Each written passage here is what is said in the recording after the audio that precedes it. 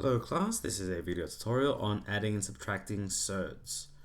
A surd, sometimes called a radical, are terms that have an unsimplified or unevaluated root.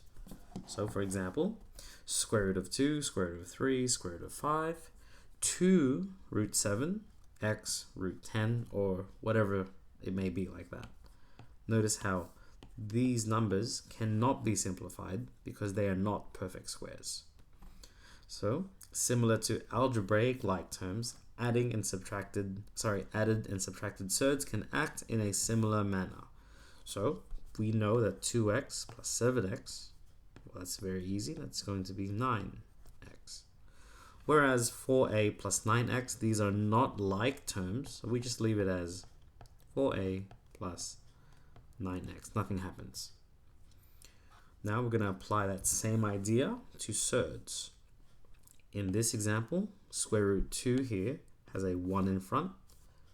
So really, this is going to be 1 plus 2, which gives us 3 root 2. 3 plus 2, that's going to be 5 root 3. 10 plus 2, well, unsurprisingly, is going to be 12 root 7. Nothing too difficult. Even with subtraction, it follows the exact same rule.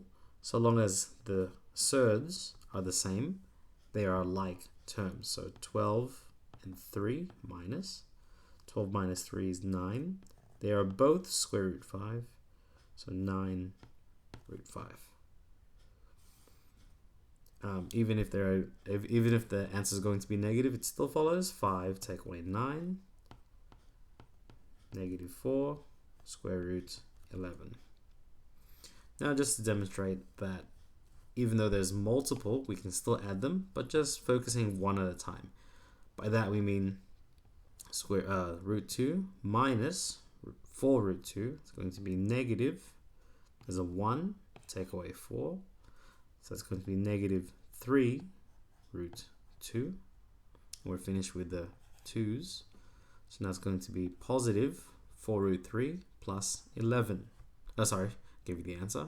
7 root 3, which gives me 11 root 3. And now lastly, just to make it neat, we tend to like putting the positive terms first, followed by the negative terms. Either one's right. We could have just stopped here. You know what? I'm just going to erase this because don't want to get anyone confused. Hopefully that gave you an insight into adding and subtracting surds. Best of luck!